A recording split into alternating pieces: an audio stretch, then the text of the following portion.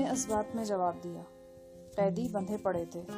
इन पर उचटती सी निगाह डालते हुए हम ऑफिस से गुजरे और साथ वाले कमरे में आ गए। यहाँ सोफे पर मैल कुचैल और पसीने में बसे हुए चंद बोसीदा कपड़े पड़े थे।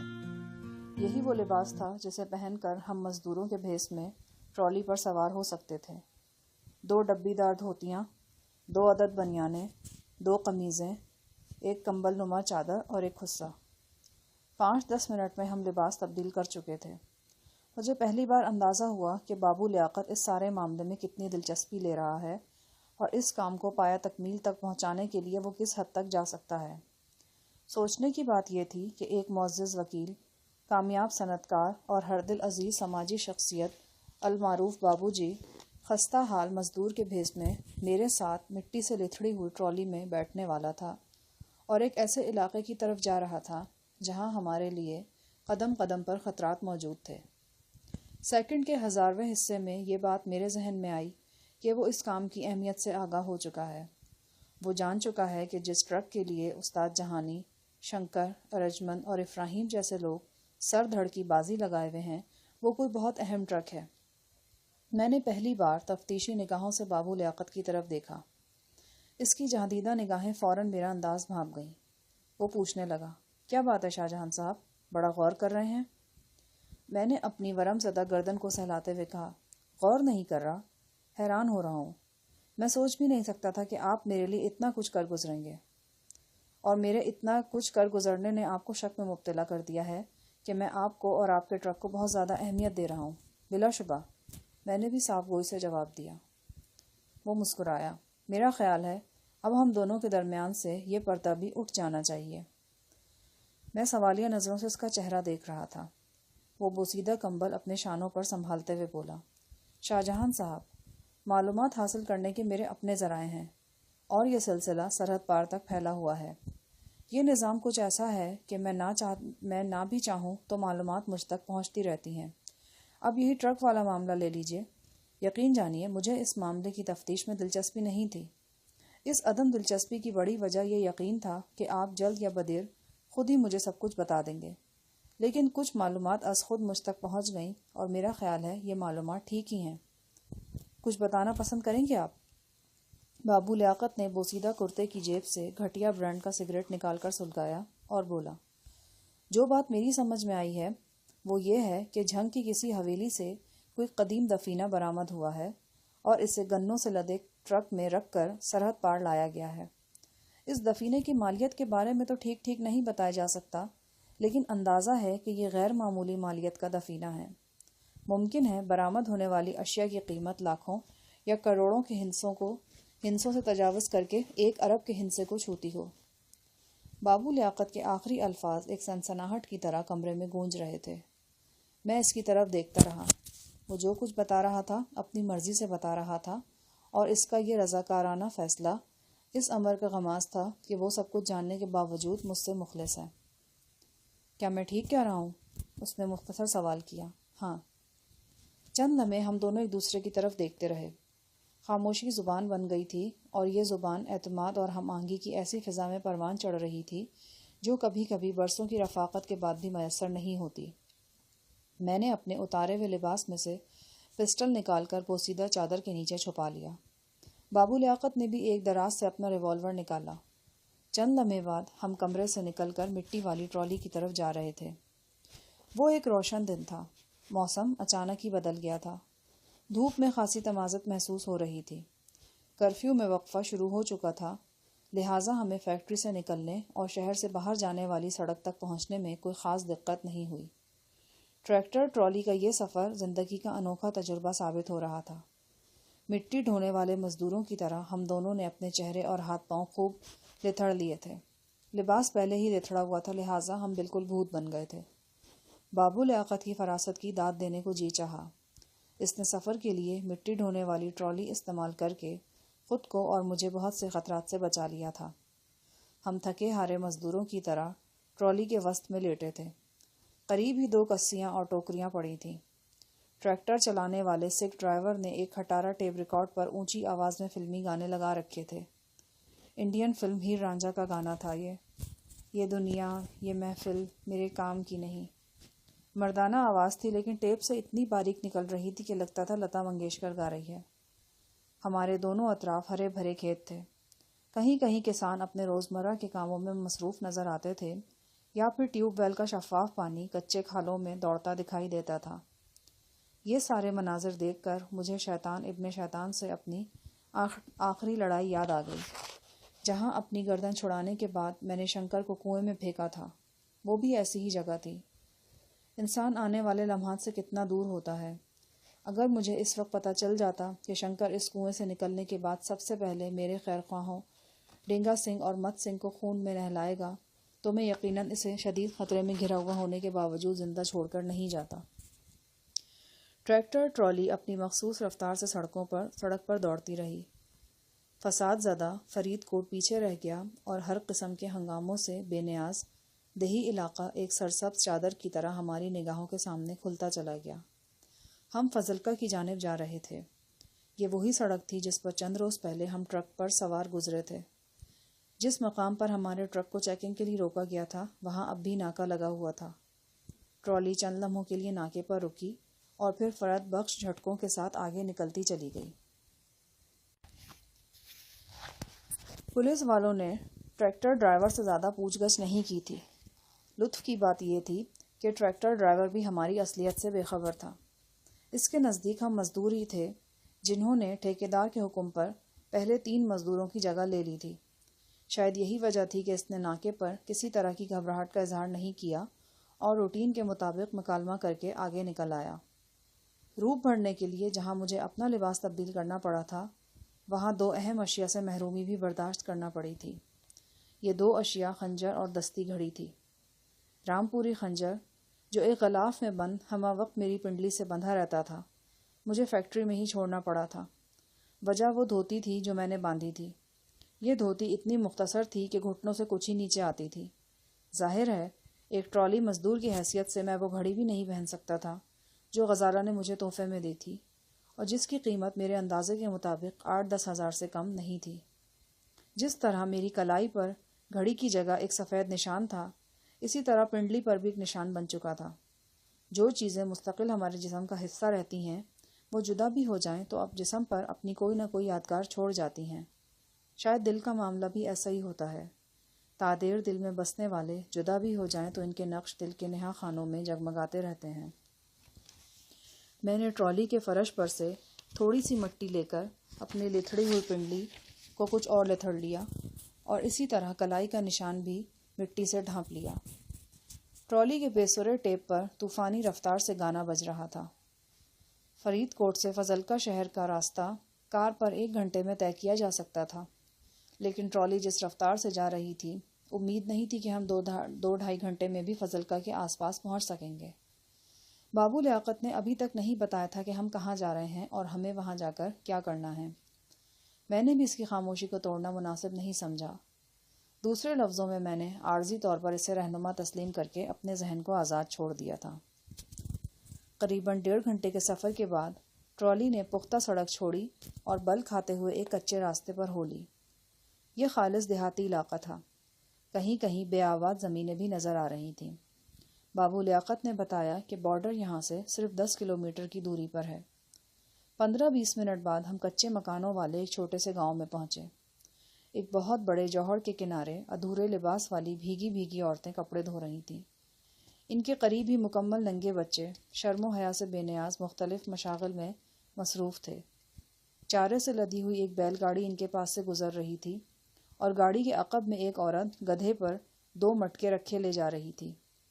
وہی قدیم دور کے مٹکے، وہی بیل گاڑی، وہی اوریانی، صدیاں جیسے اس منظر کو چھوئے بغیر گزر گئی تھیں۔ یکایک ایک شخص کماد کے کھیت سے نکلا اور ٹرالی کے سامنے آ گیا۔ اسے زد میں دیکھ کر ڈرائیور کو بریک لگانا پڑا۔ اس سے پہلے کہ سکھ ڈرائیور ٹھیٹھ پنجابی میں سے کوئی کراری سی گالی دیتا، وہ شخص گھوم کر ٹرالی کے عقب میں آیا اور ہاتھ اٹھا کر بابو لیاقت کو سلام کیا۔ بابو نے سلام کا جواب دیا۔ وہ دونوں شناسہ نظر آ رہے تھے۔ ڈرائیور نے تنک کر پوچھا، اوئے کون ہے تو؟ آتم ہتیا کرنی ہے تو جا ادھر بارڈر کی طرف جا کر گولی کھا۔ بابو لیاقت نے دھیمے لہجے میں ڈرائیور کو سمجھایا کہ اپنا ہی بندہ ہے، ٹھیکیدار کا پیغام لے کر آیا ہے۔ بابو کی بات ڈرائیور کی سمجھ میں آئی یا نہیں، لیکن وہ ٹھنڈا ضرور پڑ گیا۔ میں نوارد کو پہچان گیا تھا۔ یہ بابو لیاقت کا ہی ایک ملازم تھا۔ وہ سرگوشی میں بولا، کام ہو گیا بابو جی، 300 میں طے ہوا ہے، بندہ بھی بھروسے کا ہے۔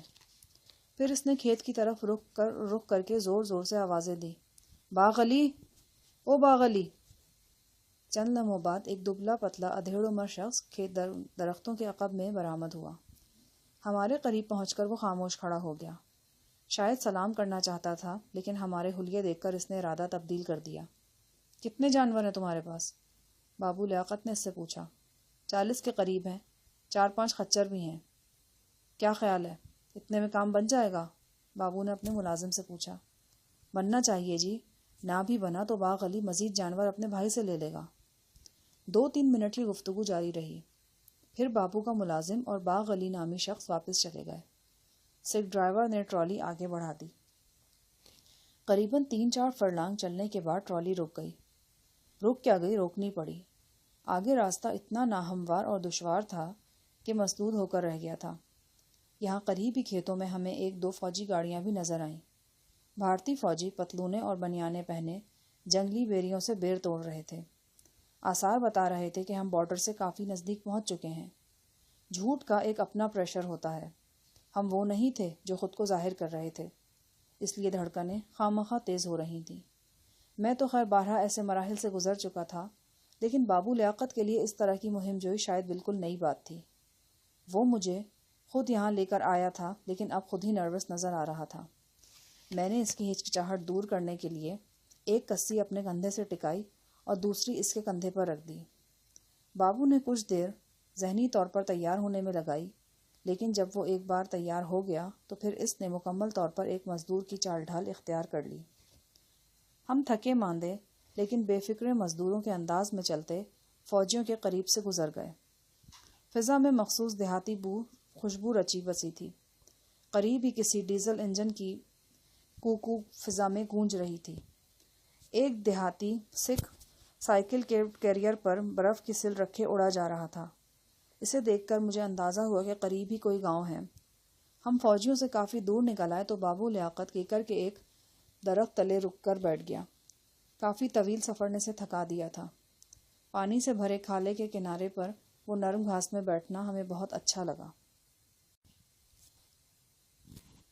بابو لیاقت نے انکشاف کرنے والے لہجے میں کہا، شاہجہان صاحب، آپ کا سامان سرحد پر پہنچنے کا 90% انتظام ہو چکا ہے۔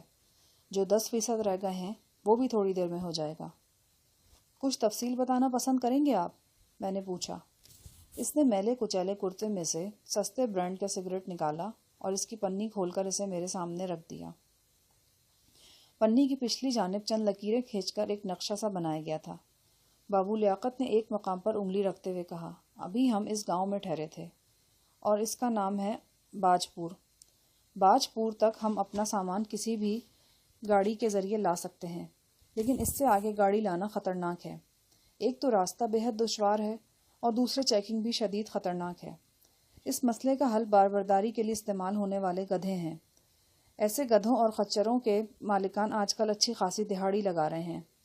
کسی مقامی ٹھیکیدار فوجیوں کو 20,000 بوری ریت کی بھر کے دینی ہے۔ یہ ریت قریبی ڈیک نالے سے نکال کر باہر پہنچائی جاتی ہے۔ باربرداری کا یہ کام پورے دن جاری رہتا ہے۔ باغ علی نامی جس شخص سے ہم نے بات کی ہے وہ بھی باربرداری کا کام کرتا ہے۔ اس کے ساتھ معاملہ طے ہو گیا ہے۔ وہ ہمارا سامان بڑے محفوظ طریقے سے بارڈر تک پہنچا دے گا۔ میرا مطلب سمجھ رہے نا آپ؟ اوپر ریت اور نیچے سامان۔ ہمیں سامان کھولنے اور بار کرنے میں کچھ محنت تو کرنا پڑے گی، لیکن یہی محفوظ ترین طریقہ ہے جو اس موقع پر اختیار کیا جا سکتا ہے۔ میں نے اس معاملے پر بہت سوچ بچار کی ہے۔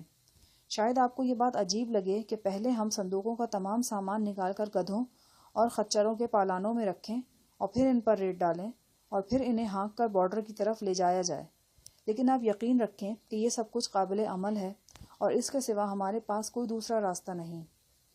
یہ گدھے اور خچر بغیر ویزے کے سرحد کیسے پار کریں گے؟ وہ میرے لفظوں میں چھپے طنز کو نظر انداز کر کے بولا، یہ جانور سرحد پار نہیں کریں گے۔ ان کی منزل ایک سرحدی بستی ہوگی جسے ٹیکرا کہا جاتا ہے۔ یہ دیکھیے، یہ ہے ٹیکرا۔ اس نے پنی پر بنے ہوئے نقشے پر ایک جگہ انگلی رکھتے ہوئے کہا۔ ٹیکرا کے ساتھ ہی بارڈر کی طرف یہ ایک بہت بڑا باغ ہے، اسے نوشاد کا باغ کہتے ہیں، یہاں نوشاد کا ڈیرا بھی ہے۔ نوشاد علاقے کا نامی گرامی غنڈہ ہے، لیکن مزے کی بات یہ ہے کہ وہ ہجڑا ہے۔ لوگ کمزور اور کم حوصلہ شخص کو ہجڑے کا طعنہ دیتے ہیں، لیکن آپ نوشاد کو دیکھیں گے تو تسلیم کر لیں گے کہ دلیری اور بے خوفی صرف مردوں سے ہی خاص نہیں ہے۔ یہی نوشاد ہمارے منصوبے کا کلیدی کردار ہے۔ اگر ہم نے اپنا سامان نوشاد کے ڈیرے تک پہنچا دیا تو سمجھے کہ وہ منزل مقصود تک پہنچ گیا۔ یہ نوشاد کوئی اسمگلر قسم کی چیز ہوگا؟ اسمگلر بھی کہہ سکتے ہیں آپ، لیکن اس کے علاوہ بھی وہ ہر طرح کے جرائم میں ملوث رہا ہے۔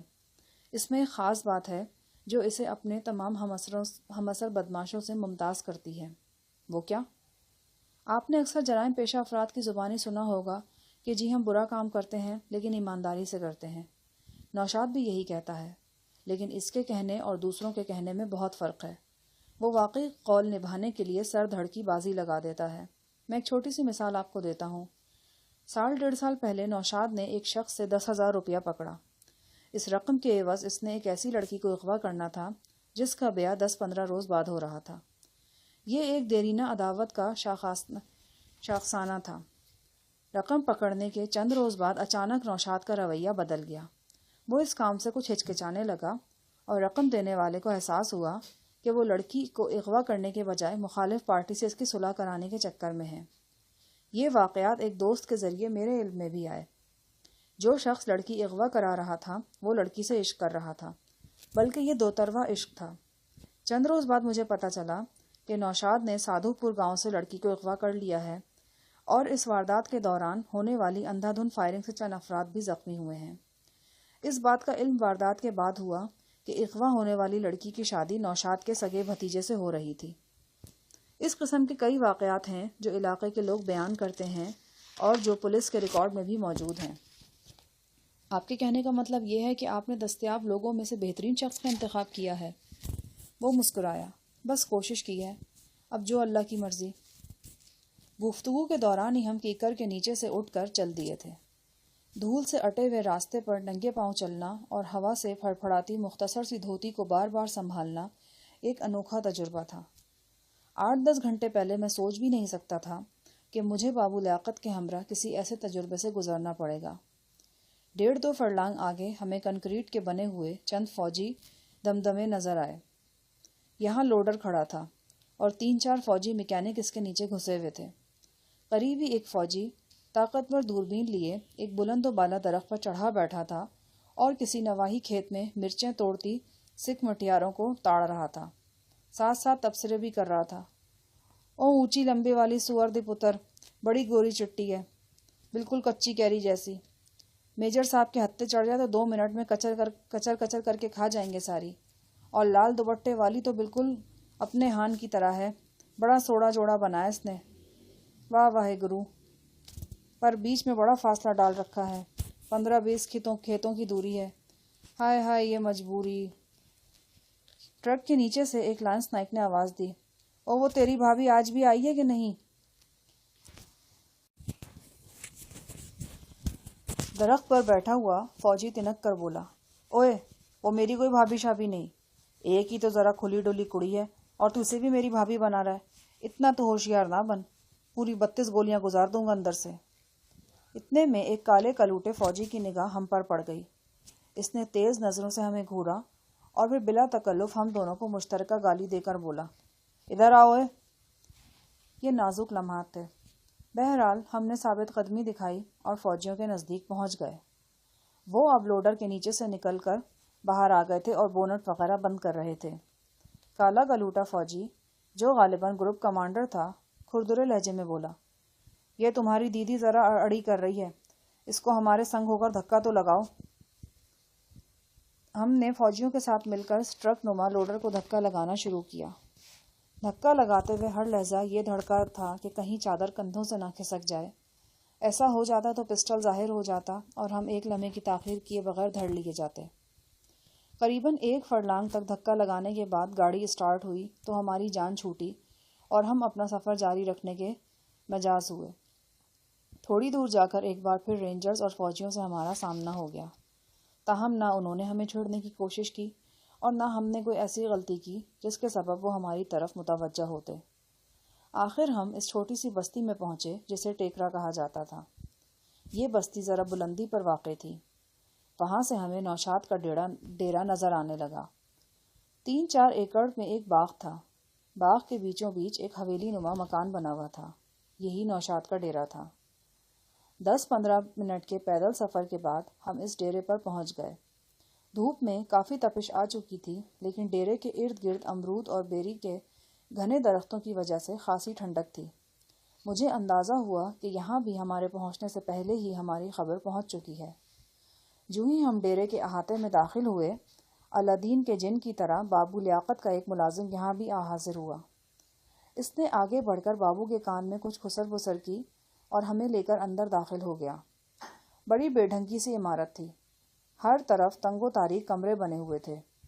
ایک کمرے میں چھوٹے چھوٹے بالوں والے قوی ہیکل شخص سے ملاقات ہوئی۔ اس کے کانوں میں سونے کی بالیاں، آنکھوں میں سرما اور انگلیوں میں جڑاؤ انگشتریاں تھیں۔ اس نے درمیان سے مانگ نکال رکھی تھی اور بڑے ٹھسے سے رنگین پایوں والی چارپائی پر بیٹھا تھا۔ اس کے عقب میں پلی ہوئی مونچھوں والا ایک تامل گنڈا خودکار رائفل تھامے کھڑا تھا۔ میں دیکھتے ہی جان گیا کہ چارپائی پر ہجڑا نوشاد بیٹھا ہے۔ وہ ہماری ہیئت قضائی دیکھ کر پہلے تو مسکرایا، پھر بھاری بھرکم جسم کو حرکت دے کر کھڑا ہو گیا اور ہاتھ جوڑ کر نمستے کیا۔ اس کی آواز ہجڑوں کی طرح پھٹی پھٹی تھی۔ آؤ آؤ، بھگوان کی کرپا ہے کہ مجھ نمانے کے گھر اتنی اونچی ہستیاں آئی ہیں۔ میں تو سمجھ ہی نہیں پا رہی کہ کس طرح سواگت کروں آپ کا۔ اس کے بااخلاق لہجے میں طنز اور خود پسندی کی ہلکی سی لہر موجود تھی۔ وہ بابو کو پہلے سے جانتا تھا۔ اس کے ساتھ تو باقاعدہ گلے ملا اور بڑی عزت سے بیٹھنے کے لیے جگہ دی۔ میرے ساتھ بھی اس کا غائبانہ تعارف ہو چکا تھا۔ بڑی ادا سے بولا، آپ کا نام پہلے بھی سن چکی ہوں۔ اچھا ہے کہ آج دیکھ بھی لیا۔ اپنے بھاری بھرکم جسم اور خالص مردانہ خد و خال کے باوجود وہ اپنے لیے مؤنث کا صیغہ استعمال کرتا تو بڑا عجیب لگتا تھا۔ چند رسمی کلمات کے بعد بابو لیاقت اصل موضوع کی طرف آ گیا۔ نوشاد جی، ہمارے پاس وقت بہت کم ہے۔ شام 7 بجے سے پہلے ہمیں فرید کوٹ واپس پہنچنا ہے۔ میں صرف انتظام دیکھنے کے لیے آیا ہوں۔ انتظام ایک دم فرسٹ کلاس ہے۔ آپ بالکل بے فکر رہیں۔ بس آپ مال ٹائم پر یہاں پہنچا دیں، پھر آپ کی فکر ختم۔ نوشاد جانے اور اس کا کام جانے۔ دوسری طرف کا کیا انتظام ہے؟ صدقے جاؤں، کیوں پریشان ہوتے ہو؟ میں جو کہتی ہوں بس تمہارا کام صرف یہاں مال پہنچانا ہے۔ اس کے بعد بارڈر سے آگے 10-12 میل تک جہاں کہو گے ڈیلیوری دے دوں گی۔ اس کے منہ سے انگریزی کا لفظ سن کر بڑا لطف آیا۔ نوشاد کی بھوری آنکھوں میں اعتماد کی بے پناہ چمک تھی۔ اس کے طور طریقے گواہی دے رہے تھے کہ وہ ایک بے حد گہرا اور خطرناک شخص ہے۔ اب تک بابو لیاقت نے یا خود نوشاد نے مجھے اپنے طریقہ واردات کے بارے میں نہیں بتایا تھا، لیکن نوشاد کا انداز گفتگو اور اس ڈیرے کا محل وقوع دیکھنے کے بعد میرے لیے یہ اندازہ کرنا، یہ نتیجہ اخذ کرنا دشوار نہیں تھا کہ یہ کوئی سرنگ وغیرہ کا چکر ہے۔ بارڈر ایریا کی زندگی بڑی ہنگامہ خیز اور پراسرار ہوتی ہے۔ عام طور پر سیدھے سادے بھلے مانس لوگ بارڈر کے نزدیک رہنا پسند نہیں کرتے۔ یہی وجہ ہے کہ بارڈر کے نزدیک زمینیں بہت سستی مل جاتی ہیں۔ اسمگلر اور دیگر جرائم پیشہ لوگ یہاں وسیع قطعات اراضی حاصل کر کے من مانی سرگرمیاں شروع کر دیتے ہیں۔ یہ بات ڈھکی چھپی نہیں کہ بارڈر کے نزدیک واقع حویلیوں اور ڈیروں میں بعض لوگوں نے سرنگیں بنا رکھی ہیں اور ان کے ذریعے اسمگلنگ کا مال ادھر سے ادھر کیا جاتا ہے۔ سرنگوں کے علاوہ بھی کئی ایک طریقے ہیں جن کے ذریعے کامیابی سے یہ کام جاری رکھا جاتا ہے۔ تھوڑی دیر بعد نوشاد نے اٹھ کر بابو لیاقت کے گلے میں اپنا بازو ڈالا اور اسے کمرے کے گوشے میں لے گیا۔ دونوں 10-15 منٹ رازداری سے باتیں کرتے رہے۔ نوشاد کی آنکھیں چمک رہی تھیں اور وہ ہاتھ نچا نچا کر بڑے مؤثر انداز میں بابو کو کچھ سمجھا رہا تھا۔ بابو مسلسل اقرار میں سر ہلا رہا تھا۔ تھوڑی دیر میں جیسے سب کچھ طے ہو گیا۔ بابو لیاقت نے واپس آ کر کہا، چلیں جہانی صاحب، اب نکل چلیں۔ ہائے ہائے، اتنی بھی کیا جلدی ہے؟ اتنی دور سے آئے ہو، چائے پانی پیے بغیر نہیں جانے دوں گی میں۔ اوئے بہادرے، اوئے شیر سنگھ۔ چند لمحے بعد ایک بغلی دروازہ کھلا اور بڑی بڑی مونچھوں والا ایک ہٹا کٹا شخص اندر آیا۔ وہ شکل سے ہی خونی قاتل اور ڈکیت نظر آتا تھا، لیکن اس وقت وہ گھریلو ملازم کے معمولی لباس میں تھا اور ہجڑے نوشاد کے سامنے بالکل بھیگی بلی بنا کھڑا تھا۔ اس کی حالت دیکھ کر نوشاد کے روب دبدبے کا اندازہ ہوتا تھا اور اس دہشت کا سراغ ملتا تھا جو اس کی بابت دوسرے لوگوں کے دلوں میں موجود تھی۔